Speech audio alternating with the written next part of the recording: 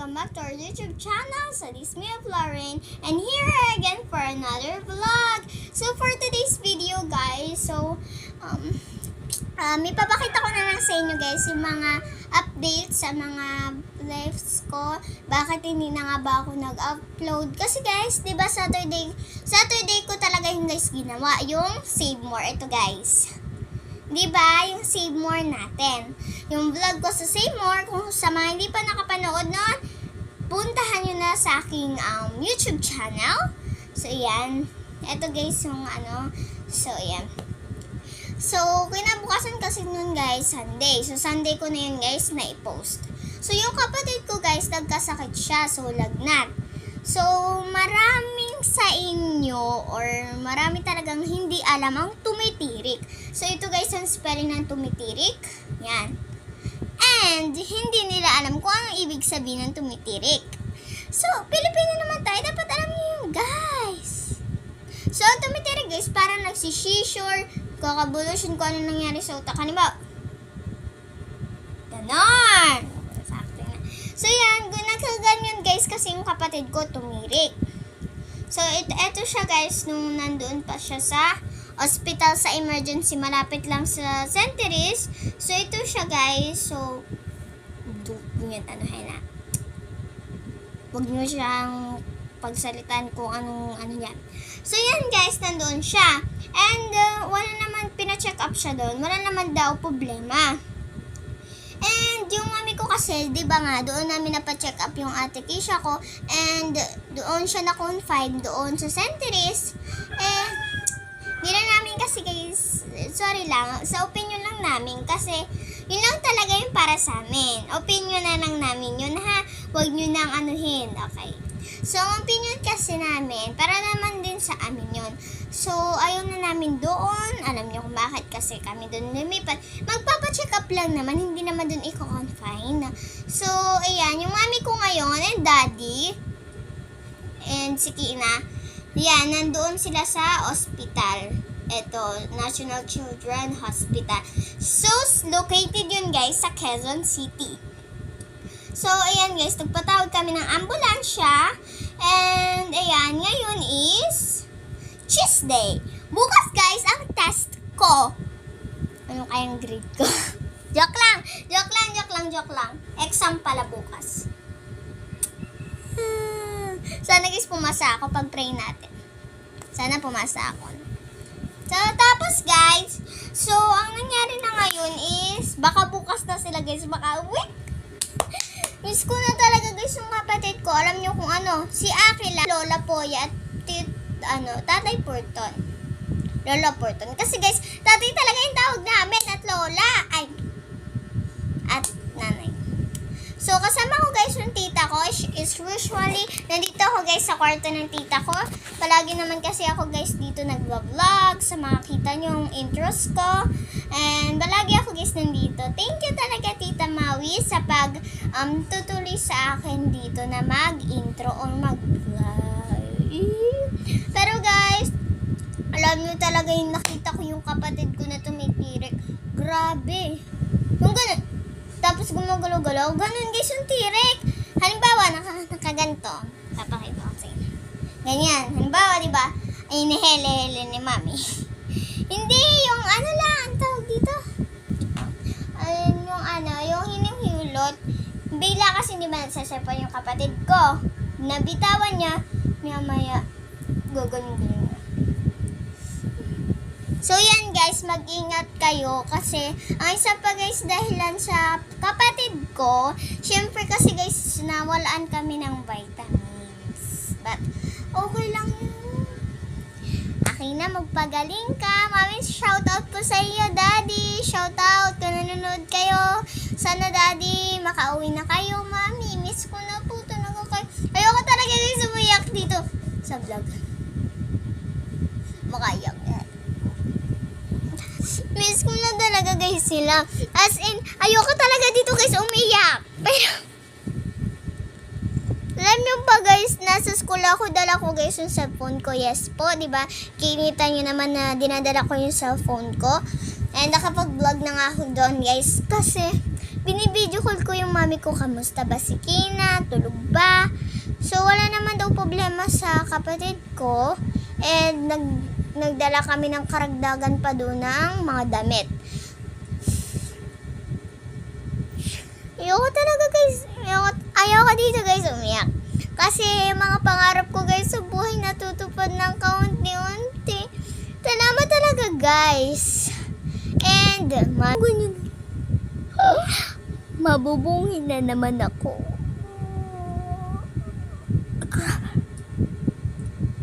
Grabe!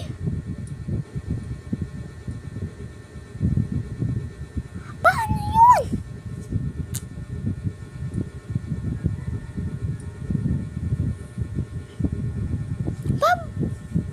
Bakit ganun guys? Ano na pinagagawa ko? So yan guys. So yun guys yung mga updates ko sa inyo. And pasensya na kung hindi na po ako makakapag-vlog.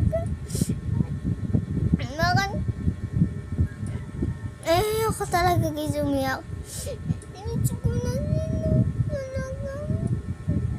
Hindi lang guys yung pagdadrama kahit sabi naman ni mami wag daw ako mag-alala dahil okay naman daw yung kapatid ko. Syempre guys, naranasan ko na maano kasi yung mag-hospital yung ate ko. Tapos,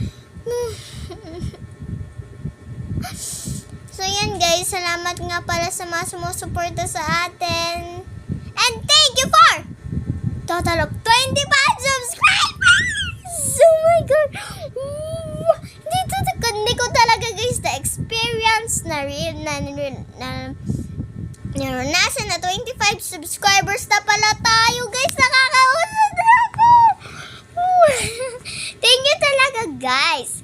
And mag-vlog din guys yung BFF ko na si Gwen. Hindi siya guys si Bini ko na. So, ipapakita ko na lang sa inyo sa thumbnail kung anong pangalan niya. Ito guys, yung pangalan ng aking kaibigan na YouTube channel. Pero bawal niyo pa yung guys i-subscribe.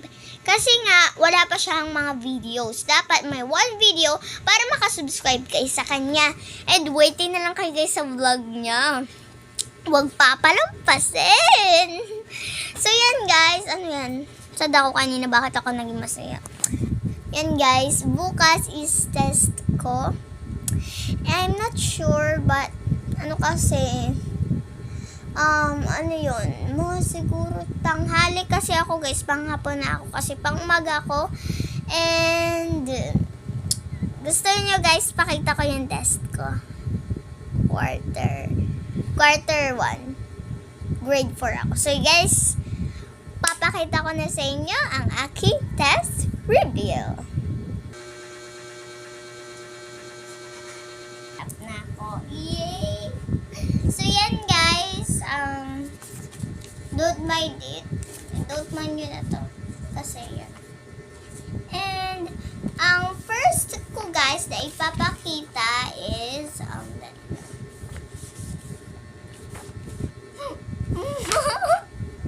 kinakabahan ako guys na exciting. So, ito guys, pala yung folder ko. Tada! Ito guys, yung mat ko. Actually guys, hindi ito test. Summative test ko to. Alam niyo guys, yung summative test sa amin, ibig sabihin yun ay, eto, ibig sabihin ay, quiz! Hindi ko muna dito guys. Magpo-flex na ako ng mga test lang naman. Next time na guys. Wait ha. So yan guys, kung hindi nyo pa guys napapanood or nakikita yung mga grades ko ng quarter 1 is punta kayo guys sa short dito sa channel. So, di ba guys, eto, ayan. Ito yung aking channel. So, punta na lang kayo guys sa shorts. Ayan, punta kayo guys sa shorts. And makikita nyo na yung aking mga vlog, mga short and vlogs. And makikita nyo din guys dyan yung mga brilliant kung donut na soap. And meron din dyan yung TikTok trend. So, kaya na guys, bahala. So, yan. Papakita na natin. Unahin natin guys, yung pinakamababa ko. Pero naging mataas siya guys. Dali lang hanapin ko.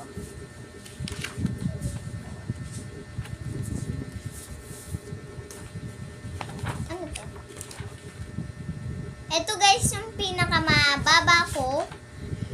Ito guys. Pero, naging 29 kasi mali lang guys yung pagka-check. So, 29 yung score ko dito. 29 guys. Ito, 29. So, kung anong topic to is, ito, unang markahan, araling panglipunan. 4. So, yan guys, sa mga nagtatanong, anong age na ba ako? Anong grade na ako? My age is 9 years old and my grade is grade 4 student and for Falcon SPJ. So, kung hindi nyo guys alam yung meaning ng SPJ, kayo na mag-search. Basta yung SP, Special Program. Ay, special. Sa akin, sige, sasabihin ko na nga kung ano ba talaga ang SPJ. Special Program for Journalism. So, yung mga magagaling magsulat, mga ganun. So, ang mataas ko din, guys, is, I think kasi hindi ito mataas. Ay, ito!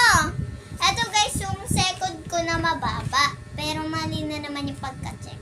Actually, guys, hindi yung ma'am nag-check ko nito. So, I got 31. You know? 31.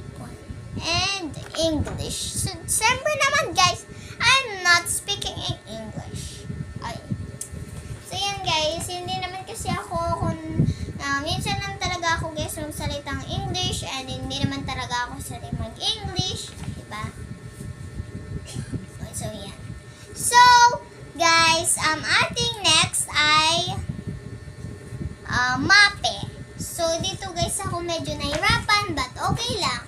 So, I got 35. 35. Yan guys, so, pasa ako dyan guys. Kasi, 35, I got 35. Yay! So, yan. 35 ako dito. Ang next ko naman sa inyo guys na ipapakita is 34 lang ako. Pero, special to.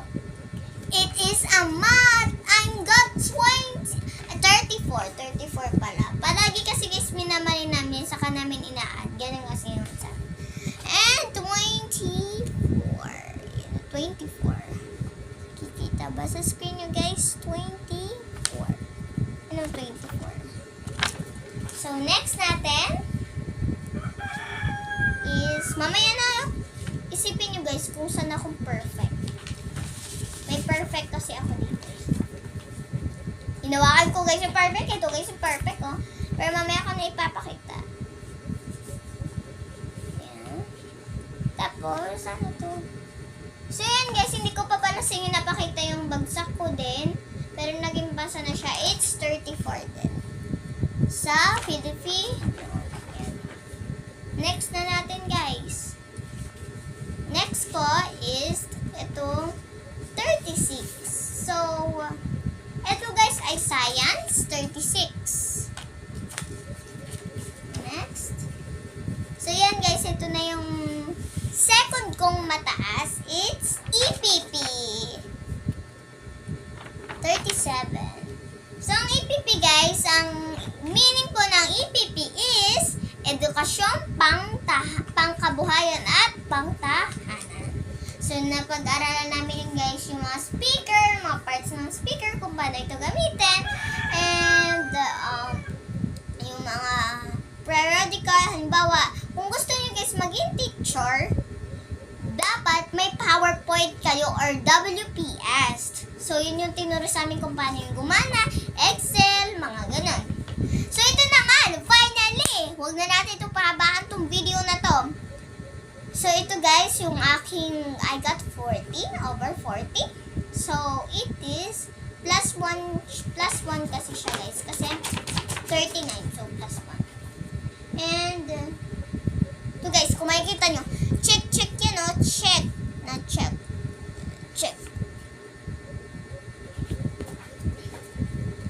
Tapos dito din guys, oh, check na check lahat oh.